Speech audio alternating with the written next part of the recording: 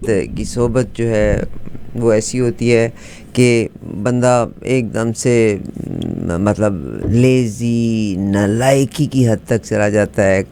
مگر پنکچویلٹی، وقت کی پابندی، وقت کا خیال کرنا، وہ کرامت اللہ غوری صاحب پہ، اور یہ شاید جس پیشے کے ساتھ آپ نے زندگی گزاری اس پیشے کی مناسبت سے میرا خیال ہے اس کا خاصہ یہ ہے کہ وقت کی پابندی، because they met with international leaders کے ساتھ ملاقات ہونی ہوتی ہے، تو ذمہ داریاں ہیں. تقریباً 4 دہائیوں تک امبیسڈر رہنے کے بعد اب یہاں پہ ٹورنٹو میں ہوتے ہیں، لکھتے بہت خوبصورت ہیں. اور کرامت اللہ غوری صاحب ہمارے اسٹوڈیو میں تشریف فرمائے. سر السلام علیکم، کیسے ہیں آپ؟ وعلیکم السلام عارفہ، اللہ کا شکر ہے. بہت شکریہ سر. آج ہمارے اسٹوڈیو میں ایک اور خاص مہمان بھی تشریف لا رہی ہیں، اور وہ یہی بات کر رہی تھیں کہ کرامت اللہ غوری صاحب کے پروگرامز کو میں سنتی ہوں، اور میں ہمیشہ آگے بھی فارورڈ کرتی ہوں. میں نے کہا جی آپ ضرور تشریف لائیں، شی از آلسو کمنگ. میں ابھی ان کا تعارف بھی کرائے دیتی ہوں، مگر سب سے پہلے تو آپ کو ظاہر ہم نے پچھلے پروگرام میں بھی کہا تھا بہت مبارک ہو، آپ کی کتاب کا اگلا ایڈیشن آیا اور لوگ اس کو بہت پسند بھی کر رہے ہیں، اس کی مانگ میں بھی اضافہ ہے. تو کچھ 2 لفظ اس کے بارے میں ہو جائیں. عارفہ، وہ مسئلہ یہ پیدا ہو گیا کہ پبلشر نے تو میرے حصے کی رائلٹی کی جو کتابیں دی تھیں جی وہ تو پاکستان میں ہی دوستوں میں بٹ گئی. اچھا. پھر میری بیوی اتفاق سے وہاں پہ تھیں، تو وہ اپنے ساتھ ایک سوٹ کیس میں، جس کا کرایہ PIA نے $200 دیا، وہ کچھ 50 کے قریب کتابیں لے آئی تھیں. صحیح. اب وہ کتابیں سب ختم ہو گئی، اور لوگوں کی مانگ ہے کہ تھمنے میں نہیں آتی. لیکن تمہارے پروگرام کے حوالے سے ایک بات تمہیں بتاؤں. ابھی 2 دن پہلے انور مقصود کا پروگرام ہوا ہے. جی سر. انور مقصود تو میرا یونیورسٹی کے ساتھ ہی ہے. اچھا. ہاں، تو ایک دوست کے گھر پر ان کے پروگرام سے 3 دن پہلے ان کا اپنے شاہد ہاشمی کے گھر ملاقات ہوئی. جی. وہ ملاقات بہت مختصر سی تھی، لیکن انور مجھ سے کہنے لگے کہ ایک تو مجھے یاد ہے کہ آپ نے مجھے کویت مدعو کیا تھا عمران خان کی فنڈ ریزنگ کے لیے. میں نے کہا ہاں، اور اس فنڈ ریزنگ کا جو میں نے خمیازہ بھگتا وہ الگ بات، ایک داستان ہے. کہنے لگے کہ میں آپ کو ہر ہفتے ایک خاتون کے ساتھ مصروف گفتگو دیکھتا. میں نے کہا کہ برادر، وہ خاتون پاکستانی کمیونٹی کی اس شہر میں ترجمان ہے، وہ آواز ہے، اور وہ اس کا شمار ثقہ خواتین میں ہوتا ہے. آپ کو اب میری خوش قسمتی میں آپ سے بہت سیکھتی ہوں، آپ یقین کیجیے گا. جو ہے وہ پاکستان میں بھی سنا جاتا ہے، دیکھا جاتا ہے، بلکہ آسٹریلیا میں میرے دوست ہیں. جی سر. وہ اس کے لیے بے چین رہتے ہیں. بلکہ ابھی یہ ہوا کہ پچھلے پروگرام کی ریکارڈنگ عامر نے نہیں لگائی تھی. اچھا جی. انہوں نے مجھ سے شکایت کی کہ کیا ہوا، آپ کا پچھلے ہفتے پروگرام نہیں ہوا تھا. جی. میں نے کہا ہائے، میں چیک کرتا ہوں. وہ پھر میں نے عامر کو کٹایا، تو عامر نے وہ کل لگایا. تو یہ بھی پروگرام کی مقبولیت کا اندازہ ہے. جی سر. میں یہ جو ہماری مہمان تشریف لا رہی ہیں بہت خوبصورت لکھتی ہیں، آپ کے پروگرامز کو بہت شوق سے دیکھتی ہیں، اور وہ انہوں نے کہا کہ میں آگے عارفہ فارورڈ بھی کرتی ہوں. I just want to take the pride of this wonderful person. یہ جس طرح سے ایک آرگنائزیشن کو 45 ایئرس سے یہ لوگ رن کر رہے ہیں، اور ان کا کام ہی ادب کی ترویج ہے. بلکہ اشفاق بھائی کا ایک پروگرام ہونے جا رہا ہے، آپ کو پتہ ہی ہے، اس میں بھی یہ انوائٹیڈ ہیں. غزل کا حوالے سے آپ کو پتہ ہی ہے کہ وہ انٹرنیشنل خاتون کا نام کیا ہے، میں ابھی آپ کے ساتھ ابھی شیئر کرنے لگتی ہوں. ہاں، ابھی تھوڑا سرپرائز بھی تو دینا چاہیے، شوق بڑھتا رہے. اچھا جی، اب تھوڑا سا جتنی دیر ہم اس ٹاپک کو لے کے چلتے ہیں. میں آج آپ سے جو 1-2 چیزیں شیئر کرنا چاہتی ہوں. آج جیسے بات ہوئی کہ چائنا اس وقت کیونکہ افغانستان میں چائنا بہت کام کر رہا ہے اور چائنا نے کے لوگ جان بھی دے رہے ہیں جب وہ بیلٹ اینڈ روڈ کا پروجیکٹ کر رہے ہیں یا سی پیک کا جو پروجیکٹ کر رہے ہیں، تو انہوں نے افغانستان کو جب کہا تو افغانستان پابندی لگا رہا ہے ٹی ٹی پی پہ. ٹی ٹی پی وہاں سے اگر بھاگیں گے تو پاکستان آئیں گے اور پاکستان میں بھی آ کے دہشت گردی کریں گے. آج کے پی کے خیبر پختونخوا کی اگر ہم بات کرتے ہیں تو وہاں پر 23 بندے اگر ان کے مارے گئے ہیں تو ہمارے جوان بھی شہید ہوئے ہیں. تو کیا لگتا ہے آپ کو ٹی ٹی پی کو کنٹرول کر سکیں گے یہ افغانستان اور پاکستان مل کے، اور کیا اکٹھے مل کے کام کریں تو زیادہ بہتر نہیں؟ اکٹھے مل کے کام کرنے پر بہت بڑا سوالیہ نشان ہے. اچھا. اور وہ اس لیے کہ طالبان، تمہیں معلوم ہے، پوری تاریخ معلوم ہے کہ طالبان نے تو اس قوت کو 20 برس تک اپنے سرزمین پہ مصروف رکھا اور اس کے بعد وہاں سے اس کو ذلیل اور خوار کر کے نکالا. دوسری طرف ہمارے وطن عزیز، یا میں جسے وطن مرحوم کہتا ہوں اس لیے کہ اب تو ہمارا وطن یہ اور وہ پاکستان وطن مرحوم، میں اس لیے کہتا ہوں کہ اس کی شہرک تو کٹ چکی ہے، اس کی جان تو ہمارے مقتدر حلقوں نے نکال لی ہے. تو پاکستان اب لنگڑا ڈولا جو بھی بچا ہے، اس پاکستان کو بھی ملیا میٹ کرنے پر ہمارے طاقتور حلقے جٹے ہوئے ہیں. انور مقصود کا میں حوالہ دے رہا تھا. انور مقصود نے اپنی گفتگو میں کہا کہ پاکستان میں دو ہی طبقات ہیں، ایک کمزور ہیں، دوسرے بہادر ہیں. تو میں نے انور کو ٹوکا، میں نے کہا نہیں، بہادر نہیں ہیں، طاقتور ہیں. اس لیے کہ طاقتور اور بہادر میں بہت فرق ہوتا ہے. اور ہمارے طاقتوروں نے تو آج تک بہادری کا جو مظاہرے جتنے بھی کیے ہیں وہ اپنے ہی عوام کے خلاف کیے ہیں، اپنے ہی ملک پر کیے ہیں. یہ پاکستان کی واحد فوج ہے دنیا میں جس نے دشمن کی سرزمین تو 1 انچ بھی فتح نہیں کی، لیکن اپنے ملک کو بار بار فتح کرتے رہے. سر، آج عمران خان صاحب نے جو ٹویٹ کیا، اور میں حیران تھی کہ ان کے پاس ٹیلی فون ہے، وہاں پہ انہوں نے تمام قوم کو یہ کہا ہے کہ حمود الرحمن کمیشن رپورٹ کو پڑھا جائے. مگر دیکھیے جو ایوب خان کے بیٹے بھی تو عمران خان صاحب کے وکیل ہیں، ایوب خان صاحب کو کیوں بیچ میں نکال دیا جاتا ہے؟ پوتا ان کی پوتا عمر ایوب. مگر مطلب حمود الرحمن کمیشن کو پڑھنے کا، جس میں کہ کون غدار تھا، یا خان نام لیے گئے ہیں، اس میں رپورٹ میں کہا گیا ہے کہ ان پر مقدمہ چلائے جائیں، لیکن اس رپورٹ کو تو آج تک پاکستانی قوم کے سامنے آنے ہی نہیں دیا گیا. اس کو تو سرد خانے میں بند کر کے کیوں نہیں آنے؟ مگر حمود الرحمن کمیشن رپورٹ کے حصے لوگوں کے پاس موجود ہیں، اگر لوگ پڑھنا چاہیں تو پڑھ بھی سکتے ہیں. تو پیپل کین ریڈ دیٹ نا. وہ لوگ جن کو پڑھنے کا شوق ہے، جن کو اپنی تاریخ جاننے کا شوق ہے، وہی یہ زحمت گوارا کرتے ہیں نا. لیکن عام دیکھو، اگر قوم کو اعتماد میں لینا ہوتا، اگر اپنی غلطیوں کی اصلاح کرنی مقصود ہوتی، تو جو حکومت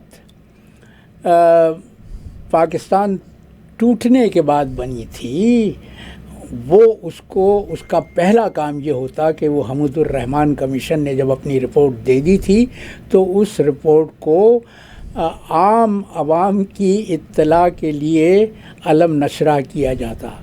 لیکن علم نشرہ نہیں کیا گیا، اس لیے کہ اس میں پاکستان توڑنے میں جن لوگوں کا ہاتھ تھا وہ تو اقتدار کی مستندوں میں بیٹھے ہوئے تھے.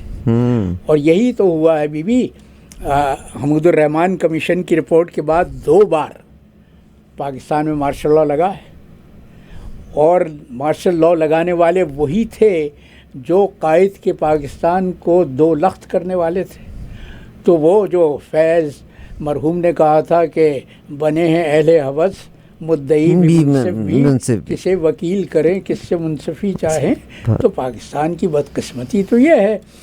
تم ابھی بات کر رہی تھیں سینیٹر مشتاق کی، جی سر، تو اس پہ مجھے یاد آیا کہ جماعت اسلامی سے میں کبھی متعلق نہیں رہا، ظاہر ہے، لیکن جماعت اسلامی کے رہنماؤں کو اکثر کو میں بہت قریب سے جانتا تھا۔ مثال کے طور پر پروفیسر خورشید، جن کا بڑا نام، ایمانداری میں بہت بڑے نام تھا، وہ میرے استاد تھے کراچی یونیورسٹی میں۔ پھر وہ منور حسن جو جماعت اسلامی کا امیر بنا، وہ میرا بچپن کا ساتھی تھا۔ ہمارے اسکول میں ہمارے وہ بینچیں تھیں، تو جمال صاحب ہم دو طالب علم ایک بینچ پہ بیٹھتے تھے، اور میں اور منور ایک ہی بینچ پہ بیٹھتے تھے، اتنی قربت تھی ہم میں۔ اور منور نے جب جماعت اسلامی، پہلے وہ این ایس ایف کا رکن بنا، این ایس ایف جو بائیں بازو کی جماعت تھی، جو سرخوں کی جماعت تھی، اس کے بعد اس نے اپنا قبلہ درست کیا اور جماعت اسلامی میں، اسلامی جمعیت طلباء میں وہ شریک ہوا اور اس کا لیڈر بنا، اور اس کے بعد ترقی کرتے کرتے وہ جماعت اسلامی کا امیر بنا۔ میں اس کو بچپن سے جانتا ہوں، میں گواہی دیتا ہوں، میں اپنے آپ پر جس طرح گواہی دے سکتا ہوں اسی طرح منور حسن کی دیانت داری اور امانت داری پر گواہ ہوں۔ منور مجھ سے اکثر کہا کرتا تھا کہ تم کبھی آؤ ہمارے لاہور کے، وہ ان کا جو ہیڈ کوارٹر ہے، جی منصورہ، تو منصورہ میں، تو میں منور سے کہتا تھا کہ منور، میری اور تیری مثال سر سید احمد خان اور مولانا قاسم نانوتوی کی ہے۔ منور سلیمی نہیں، منور حسن سے کہتا تھا کہ میری اور تیری مثال سر سید احمد خان اور مولانا قاسم نانوتوی کی ہے۔ مولانا قاسم نانوتوی کون تھے؟ وہ اس مرکز کے بانی تھے جو ہندوستان میں قائم ہوا، اور نام میں بھول رہا ہوں اس کا، بہت ہی مشہور جو مجھے نہیں معلوم، اس لیے میں بولی نہیں، تبلیغی جماعت، دونوں ایک ہی استاد کے شاگرد تھے دلی میں، دونوں دلی میں پیدا ہوئے تھے، دونوں دلی کے روڑے تھے۔ سر سید احمد خان نے علی گڑھ یونیورسٹی قائم کی، اور مولانا قاسم نانوتوی نے وہ ابھی نام یاد آیا ہے، جامعہ ندوہ، نہیں، وہ جو ہندوستان میں دین کا سب سے بڑا مرکز ہے، وہ انہوں نے قائم کیا تھا۔ ٹھیک۔ تو میں منور سے مذاق میں کہا کرتا تھا کہ منور، میرا اور تیرا معاملہ تو یہ ہے، لیکن جہاں تک جماعت اسلامی کے رہنماؤں کا تعلق ہے، میں گواہی دے سکتا ہوں کہ ان میں کوئی کرپٹ نہیں ہے۔ کسی نے اپنے ذاتی گھر خزانہ بھرنے کے لیے ملک کو نہیں لوٹا، کسی نے بے ایمانی نہیں کی۔ یہ اور بات ہے کہ ہم ان کے منشور سے اتفاق نہیں کرتے، بالکل صحیح۔ ہاں، دارالعلوم دیوبند کی بنیاد رکھنے والے مولانا قاسم نانوتوی تھے۔ اور جہاں تک جماعت اسلامی کے تعلق ہے، میں الجزائر میں جب سفیر تھا تو اسلامی نظریاتی احیاء کا دور وہاں پر اسی وقت شروع ہوا تھا۔ اس کے لیڈر مجھ سے یہ کہا کرتے تھے کہ ہم نے دین اسلام کو جو سمجھا ہے وہ مولانا مودودی کی تصنیفات پڑھ کے، تفسیر کو پڑھنے کے بعد۔ بہت زبردست آپ نے، اور میں، آپ یقین کیجئے گا، آپ کبھی سینٹ میں بولتے ہوئے سنیں سینیٹر مشتاق کو، میں متقد ہوں، بہت کھری بات کہتے ہیں، بہت سچی بات کہتے ہیں، اور ان کے لہجے سے دیانت داری ٹپکتی ہے۔ بالکل صحیح ہے۔ وہ قوم کا درد جن کے سینوں میں ہوتا ہے نا ان کے دلوں سے ایسی ہی آواز نکلتی ہے۔ صحیح میں سر میں جو آپ سے ایک سوال بڑا ضروری کرنا چاہتی ہوں، اور میں نے ڈاکٹر سمیع اللہ صاحب سے بھی یہ سوال کیا تھا۔ آج کی یہ نیوز بھی ہے کہ عدلیہ اور اسٹیبلشمنٹ میں کشیدگی ہوئی ہے، فیصل وافڈا کو استعمال کیا گیا۔ فیصل وافڈا بڑے فخر کے ساتھ کہتے ہیں کہ مجھے پی ٹی آئی نے پیپلز پارٹی کا بھی ووٹ نہیں ہے، مسلم لیگ نون کا بھی ووٹ نہیں ہے، اور آپ کو پتہ ہی ہے چاہے وہ محسن نقوی ہوں، چاہے فیصل وافڈا ہوں، یا کوئی اور دو چار لوگ ہوں، ان لوگوں کو کاکڑ صاحب ہوں، ان لوگوں کو تیسری پارٹی عسکری پارٹی کے ووٹس ملے، جس کی وجہ سے مہرے میں اپنی دلی کی ٹکسالی زبان میں کہتا ہوں کہ یہ چھٹ بھئیے ہیں۔ چھٹ بھئیے کا مطلب میں آپ سے بعد میں پوچھوں گی، مگر میں سر اس وقت جس پرابلم کا ذکر کرنے جا رہی ہوں کہ عدلیہ اور اسٹیبلشمنٹ کے درمیان دوریاں اس 6 ججز کے خط کے بعد، حالانکہ شوکت صدیقی صاحب نے بھی سچ بولا تھا اس کی پاداش میں، مگر اس آدمی نے اپنے آپ کو سچا ظاہر کرنے کے لیے 4-5 سال اس نے مقدمہ لڑا۔ میں داد دیتا ہوں ان کی ہمت کی، ان کے صبر کی، ان کے استقامت کی۔ ان کا جب فیصلہ آ جاتا ہے تو یہ 6 ججز بھی خط لکھ دیتے ہیں کہ بھئی ہم پہ بھی پریشر ہے، اور یہ آج کی بات نہیں ہے، یہ پرانا سلسلہ چلتا آ رہا ہے جناب نواز شریف صاحب کے دور سے۔ اب کہا جا رہا ہے کہ اگین میں آپ کو ہمیشہ یہ کہتی ہوں کہ آپ اور میں ہم اسٹیبلشمنٹ کو مورد الزام ٹھہرا دیتے ہیں، مگر یہ جو پولیٹیشین ہے نا، they are the most corrupt people. اب کیا ہوا ہے کہ آپ کے ایوان بالا نے جناب وہ سارے کے سارے کھڑے ہو گئے، وہ اسٹیبلشمنٹ کو سپورٹ کر رہے ہیں، اور ججز کو انہوں نے بے لباس کر دیا۔ اب آپ کیا کہیں گے؟ جب ایک ادارہ اگر وہ غلط تھا، اور اگر وہ غلطی کر رہا تھا، اگر وہ ہر چیز میں انٹروین کر رہا تھا، اگر وہ کسی حکومت کو نہیں چلنے دے رہا تھا، تو یہی پولیٹیشنز ہیں جن کی حکومت کو نہیں چلنے دے رہا تھا۔ اگر اب وہ ایکسپوز ادارہ ہو رہا ہے تو یہ 4 بندے پٹھو کھڑا کر کے His master's voice، سر پھر یہ تو اپنے آقا کی زبان بول رہے ہیں۔ No, because now these 4 they got senatorship and tomorrow they are expecting کہ ہم we can be the وزیر اعظم of پاکستان۔ عارفہ وہ تم نے فارسی کا وہ محاورہ سنا ہے، کند ہم جنس باہم پرواز، بالکل کبوتر با کبوتر باز با باز، بالکل جیسی اپنی نسل ویسے لوگوں میں بیٹھتا ہے۔ تو یہ فوج کے پروردہ ہیں، اس لیے کہ مگر سر ہیں تو وہ پولیٹیشین، بیکاز اب شہباز شریف ان کی بھانجی بھی ان کو غلط قرار دے رہی ہے۔ اس نے کل منصور صاحب کو انٹرویو دیا ہے، اس نے کہا ایسی کمٹمنٹ ہی نہیں کرنی چاہیے جو نہیں کر سکتی۔ شہباز کا نام بھی اس میں نکلا ہے، وہ جو گندم کا اسکینڈل ہوا ہے، ایگزیکٹلی، مگر باہر سے $1 ارب سے زیادہ کی مگر سر کہیں سے چوں کی آواز بھی نہیں آئی نا، کہیں سے چوں کی آواز نہیں آئی۔ چوں کی آواز میرا سوال اس وقت جو ہے نا وہ یہ ہے کہ آپ کے ایوان بالا کے پولیٹیشنز، الیکٹڈ ممبرز، کیا وجہ ہے کہ اگر ججز نے ایکسپوز کر رہے ہیں کہ ہم پہ پریشر ہے تو وہ ان کو اپنا وجود خطرے میں نظر آ رہا ہے بی بی، اس لیے کہ یہ تو فارم 47 کی پیداوار ہے نا، یہ تو وہاں پر بیٹھے ہیں اپنے سرپرستوں کی سرپرستی کی وجہ سے، ان کا یہ وہاں پر بیٹھنے کے حقدار نہیں ہے، یہ دیانتداری سے منتخب ہو کے نہیں آئے ہیں، یہ تو پروردہ ہیں، وہ ان کے جو پاکستان کو اپنی جاگیر، اپنی میراث سمجھ کر اس پر قبضہ کیے بیٹھے ہیں۔ تو یہ عمران خان کے خلاف فوج کو شکایت کیا ہے؟ فوج کے جرنیلوں کو یہی گلا ہے نا کہ وہ پاکستان کو امریکہ کی غلامی سے نجات دلانا چاہتا تھا، جبکہ فوج امریکہ کی غلام ہے۔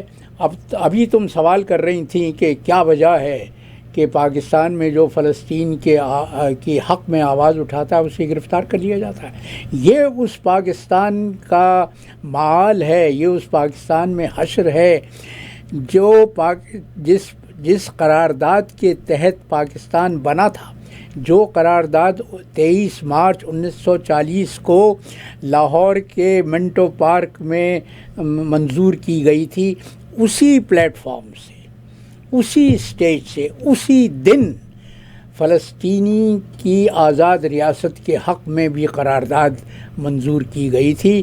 یہ وہ حقیقت ہے جس کو پاکستان پر قابض لوگ عوام کی نظروں سے پوشیدہ رکھنا چاہتے ہیں. اور وہ میں نے شاید اپنے کسی سابقہ پروگرام میں بھی کہا تھا کہ اسرائیل کی ریاست 15 مئی کو 1948 کو بنی ہے نا, اور امریکہ نے 11 منٹ میں اسرائیل کی آزاد ریاست کو وجود کو تسلیم کر لیا تھا. اس سے پہلے ہمارے اس وقت کے رہنما اور قائد, ہمارے بابائے قوم نے امریکا کے صدر ہیری ٹرومن کو ایک خط لکھا تھا. وہ خط امریکہ کی آرکائیوز میں آج بھی یادگار ہے, آج بھی محفوظ ہے. قائد نے کہا تھا کہ تم یہ جو ریاست بنانا چاہتے ہو یہ ناجائز ہے, اور یہ فلسطینیوں کے حق پر ڈاکہ ہے, وہ فلسطینی جو صدیوں سے وہاں آباد ہیں. نعرہ کیا لگایا گیا تھا اسرائیل کے قیام سے پہلے کہ a land without people for the people without land, یہ نعرہ تھا. مگر سر جھگڑا ایکچولی آپ کی یادداشت بھی بہت اچھی ہے. ایکچولی سارے حصے تقسیم ہو گئے تھے, مگر فرانس اور انگلینڈ جو تھے یروشلم پہ آ کے اٹک گئے تھے, ٹھیک ہے, اور پھر انہوں نے یہ علاقے میں آباد کر دیا ایک ایسی قوم کو جس کا خیال تھا کہ we can rule the area because of them. Arifa دیکھو, تاریخی پس منظر یہ ہے کہ مغربی یورپ کی اقوام کو عناد تھا خلافت عثمانیہ سے. نہیں, مگر بنیادی جو اس علاقے کا کانفلکٹ تھا وہ تو نہ اس کو فرانس چھوڑنا چاہتا تھا نہ انگلینڈ چھوڑنا چاہتا تھا. دونوں نے بندر بانٹ کی تھی. بات سنو نا, ایک طرف تو لارنس آف عربیہ کو بھیجا, ٹھیک سر, شریف حسین مکہ کو بغاوت پر اکسانے کے لیے. اس کے بیٹے فیصل کو بھی بعد میں انہوں نے انگلینڈ بلوا لیا تھا. انگلینڈ میں سنو تاریخ پوری. شریف حسین سے یہ وعدہ کیا گیا تھا کہ ترکوں سے جتنے بھی علاقے آزاد ہوں گے, جتنے بھی علاقے رہا کروائے جائیں گے, وہ ہم تمہارے بیٹوں میں بانٹ دیں گے, ان کو وہاں پہ اقتدار دے دیں گے. دوسری طرف برطانیہ عظمیٰ اور فرانس ایک خفیہ آپس میں منصوبہ بنا کے بیٹھے ہوئے تھے. تاریخ میں وہ معاہدہ جو برطانیہ اور فرانس کے درمیان ہوا تھا وہ کہلاتا ہے Sykes Picot agreement. George Picot France کا وزیر خارجہ تھا اور سائکس برطانیہ کا وزیر خارجہ تھا.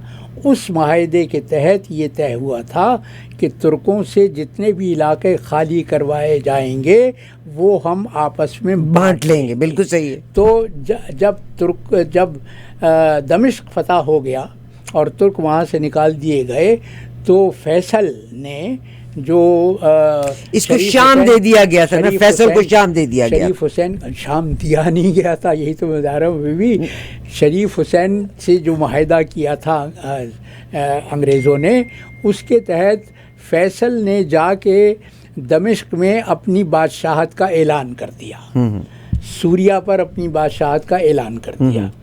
اس کے 3 ہفتے کے بعد فرانسیسی فوج دمشق میں داخل ہوئی اور انہوں نے فیصل کو کان سے پکڑ کے نکال دیا, کیونکہ جو سائکس پیکو ایگریمنٹ تھا اس کے تحت سوریا یا شام تو فرانس کے حصے میں آیا تھا. جب شریف حسین نے شور مچایا تو فیصل کو لے جا کے عراق کا بادشاہ بنا دیا گیا. اس کے بعد شریف حسین نے واویلا کیا کہ یہ میرا دوسرا بیٹا بھی تو ہے, عبداللہ جس کا نام تھا, اس کو کیا ملے گا. تو عبداللہ کو بادشاہ بنانے کے لیے ٹرانس جارڈن نام کا ایک ریاست بنائی گئی اور عبداللہ کو اس کا بادشاہ بنا دیا گیا. ٹرانس جارڈن کیا تھا؟ سوریا کا وہ علاقہ جو دریا کی اس طرف تھا, جو دریائے اردن کے اس پار تھا. وہ پھر یہ ہوا کہ جب 1948 میں اسرائیل کے قیام کے بعد عرب ممالک اور اسرائیل میں جنگ ہوئی اور عرب ممالک وہ ہار گئے جنگ، تو عبداللہ نے وہ علاقہ جو مغربی کنارے کا تھا، فلسطین کا مغربی کنارہ، اس پر بھی اپنا قبضہ کر لیا اور ٹرانس جارڈن ہو گیا. یہ تاریخ ہے، دل گداز داستان ہے.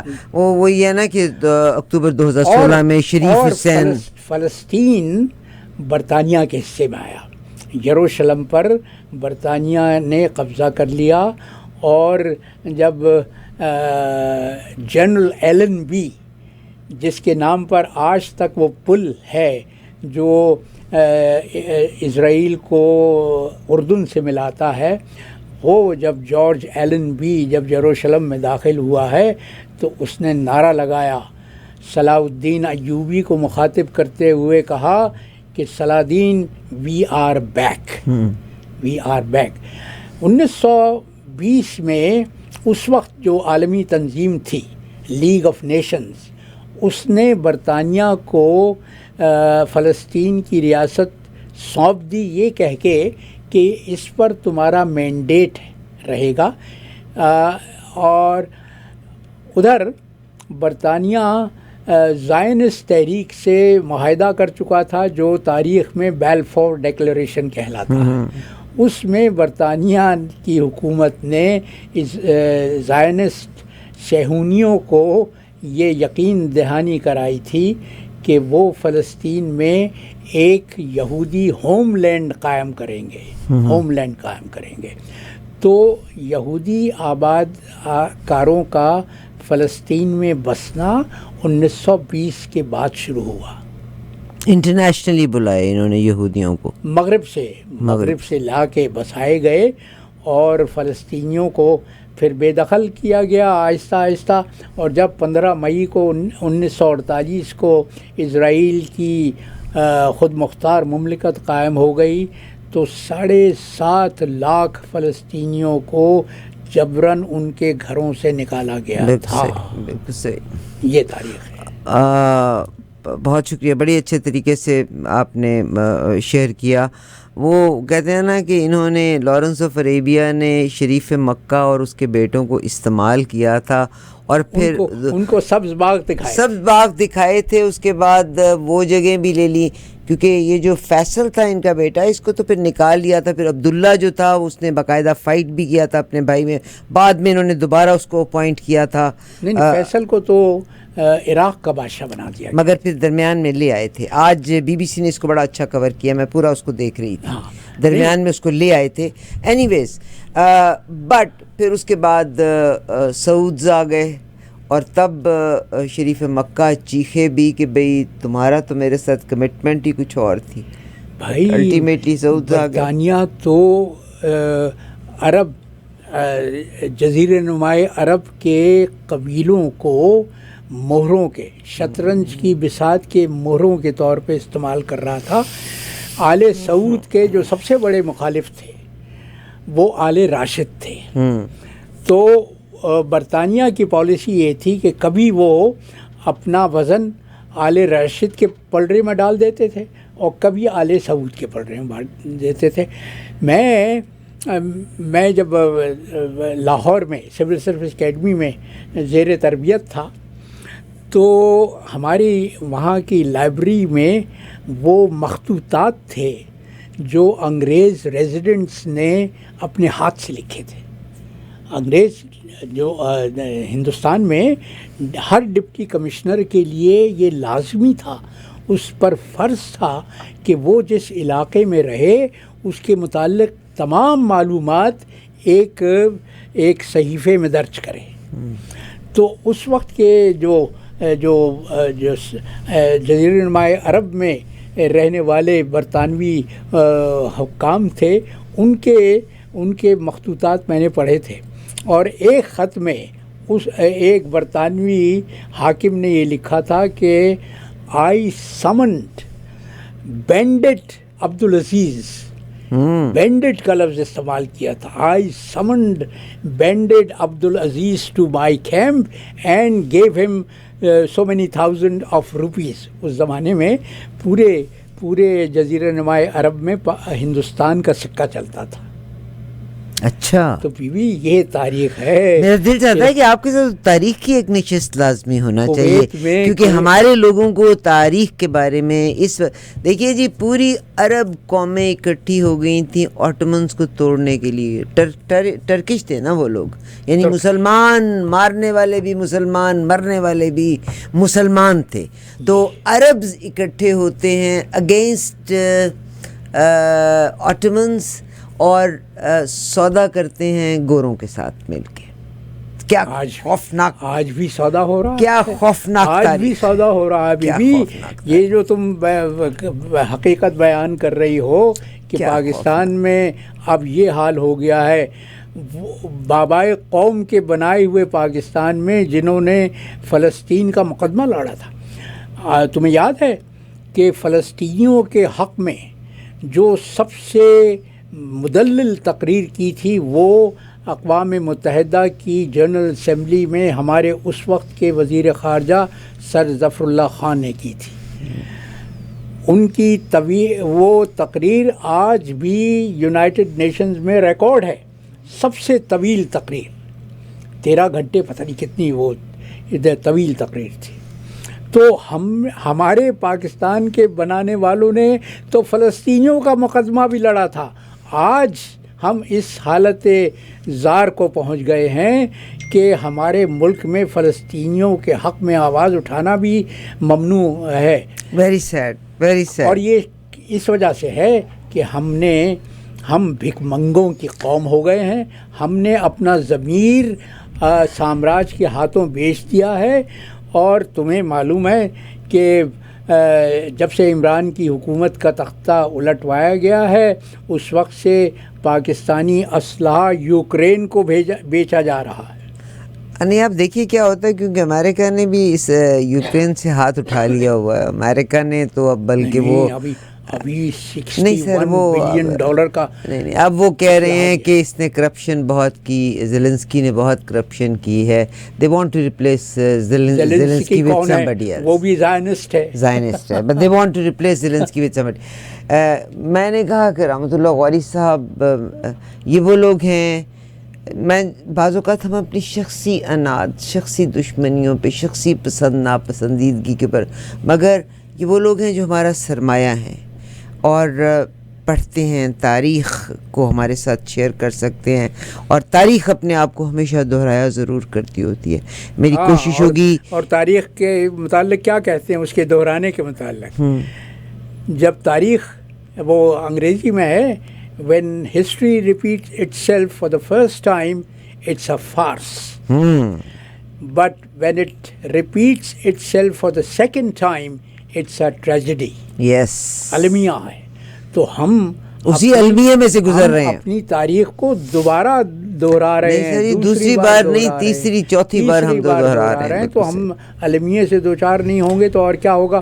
اور بیوی وہ جو ملک ریاض کے ساتھ ہو رہا ہے آج کل، اور اس نے جو بیان دیا، اس نے بیان بڑا خطرناک، اس نے کہا کہ بہت ہی دبنگ بیان دیا. اس کو پریشر کیا جا رہا ہے وعدہ معاف گواہ بننے کا کہ عمران کے خلاف. مگر جی میں نے کہا وہ بندہ کھڑا ہو گیا، اس نے کہا کہ میں پولیٹیکل وے میں کہیں نہیں آؤں گا، میں I am a man of my own words. نہیں کھڑا کیوں نہیں ہوگا، اس کی تنظیم میں تو جرنیل ریٹائر ہونے کے بعد ملازم ہیں.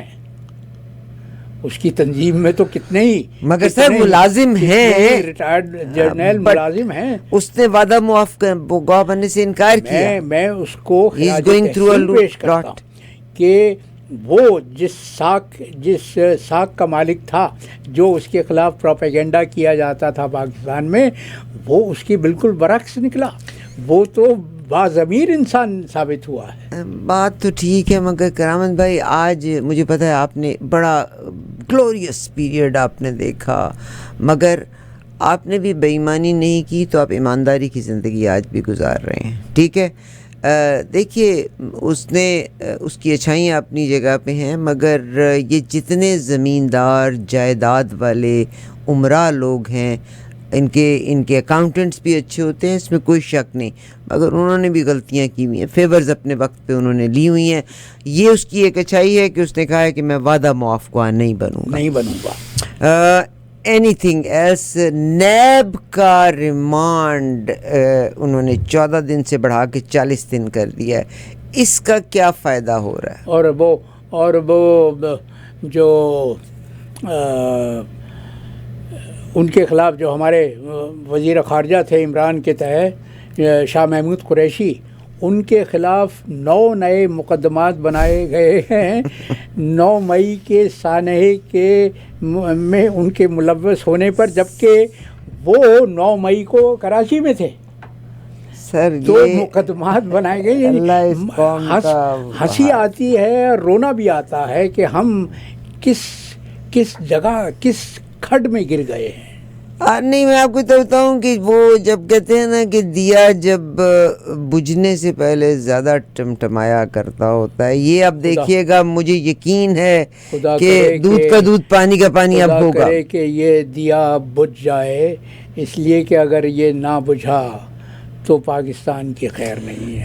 پاکستان کے ایک بہت بڑے شخص نے، میں نے ڈاکٹر سمیع اللہ ملک صاحب کے پروگرام کو بھی شیئر کیا تھا، probably I will not be able to share the name. Arifa, ایک آج جو اسلام آباد ہائی کورٹ کے جسٹس اختر کیانی نے بیان دیا ہے، وہ تو بہت ہی دلچسپ ہے.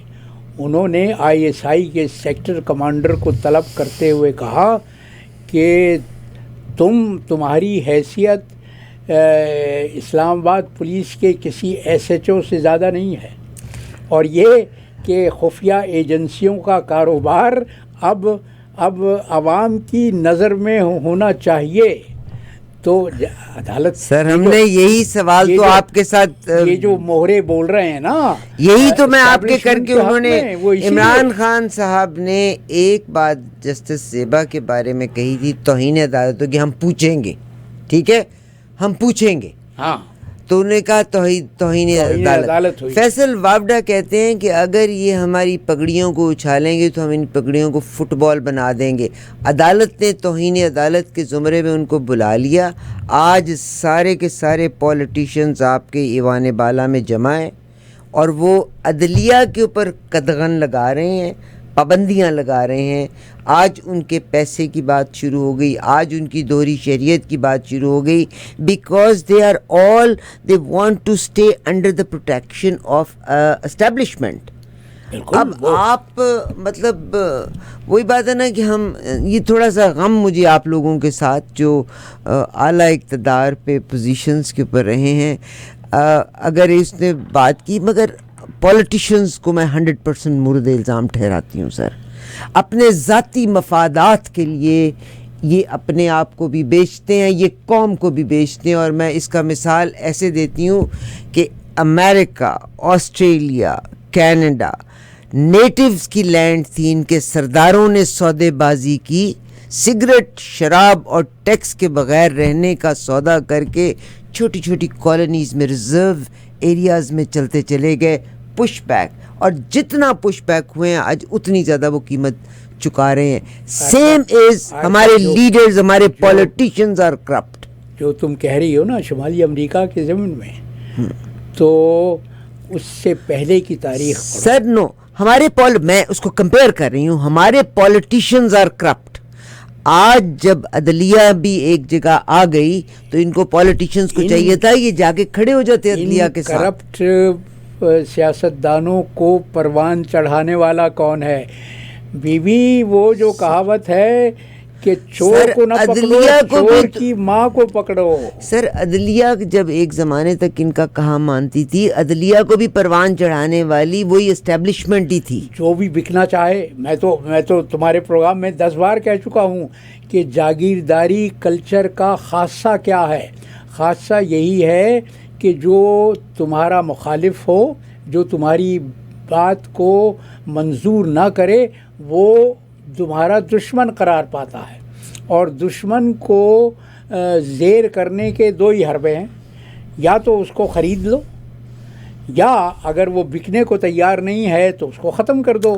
اب یہ جو بس سر اب پہلے آپ کی اسٹیبلشمنٹ بے لباس ہوئی، اب آپ کی عدلیہ بے لباس ہے، آپ کے پولیٹیشین بے لباس ہیں، اب آپ کے جرنلسٹ بے لباس ہوں گے. اللہ کے ہاں دیر ہے اندھیر نہیں. اللہ نہ کرے کہ اندھیر. یہ تو سب ایک ایک کر کے یہ سب اس حمام میں سبھی ننگے ہیں. قومی ترانہ اس حمام میں سبھی ننگے ہیں. بالکل صاحب، انشاءاللہ یہ طوفان کا دور ہے. یہ طوفان کا دور ہے. آج کا قطع تو سن لو. قطع آئے ہم لائے ہیں طوفان سے کشتی نکال کے، دیس کو رکھنا میرے بچوں سنبھال کے. لیکن عدلیہ ایکسپوز ہوئی، اسٹیبلشمنٹ ایکسپوز ہوئی، پولیٹیشین ایکسپوز ہوئے، سب اب جرنلسٹ ایکسپوز ایک ایک کر کے سب کے لباس اترتے جا رہے ہیں. سب نے جو چولا پہنا ہوا تھا نا منافقت کا، وہ سب بے نقاب ہو رہے ہیں. سر قطع ہو جائے تو سنو، میں نے ابھی یہ تمہارے دفتر میں بیٹھ کے یہ 4 مصرے کہے ہیں کہ جمال صاحب سنیے. فروغ ذات بنا اہل اقتدار کا دین، فروغ ذات بنا اہل اقتدار کا دین، فریب و مکر کا دھندا عروج پر پہنچا. کیا بات. فریب و مکر کا دھندا عروج پر پہنچا. ہر ایک کو فکر ہے بس اس کا الو سیدھا ہو. ہر ایک کو فکر ہے بس اس کا الو سیدھا ہو. کسی کو فکر نہیں قوم کا مال ہے کیا. بہت خوب، اور اس میں تمام شامل ہیں. میری فوج بہت اچھی ہے، مگر اعلیٰ ترین لوگ جب پہنچ جاتے ہیں نا تو وہ 99 کے پھیر میں چلے جاتے ہیں، اور وہ ہیں جرنلز. عام آدمی بہت اچھا ہے، مگر جب پولیٹیشنز بن جاتے ہیں they are the most corrupt. بی بی میری اماں اللہ بخشے کہا کرتی تھیں کہ بیٹا شیر کے برتن میں جب سوا شیر پڑ جاتا ہے تو چھلک اٹھتا ہے. چھلک بہت. تو یہ وہ لوگ ہیں جو اس قابل نہیں تھے کہ ان کو اتنی طاقت ملے. تکبر سے مارے ہوئے لوگ. انسان 2 ہی چیزوں سے تو آزمایا جاتا ہے، دولت سے اور طاقت سے. بہت شکریہ جناب کرامت اللہ غواری صاحب کا، آپ تشریف لاتے ہیں. میرا دل چاہتا ہے کہ میں باقی تمام چیزیں چھوڑ کے تاریخ کا ایک ورک ان کے ساتھ پلٹا کروں. یہ تاریخ مجھے اور آپ کو سکھانے کے لیے بہت کچھ ہے. اگلے پروگرام میں ہم ریسنٹ جو سچویشن ہے اس کی بھی بات کریں گے، مگر ہم تاریخ کا ایک ورک بھی ضرور پلٹا کریں گے.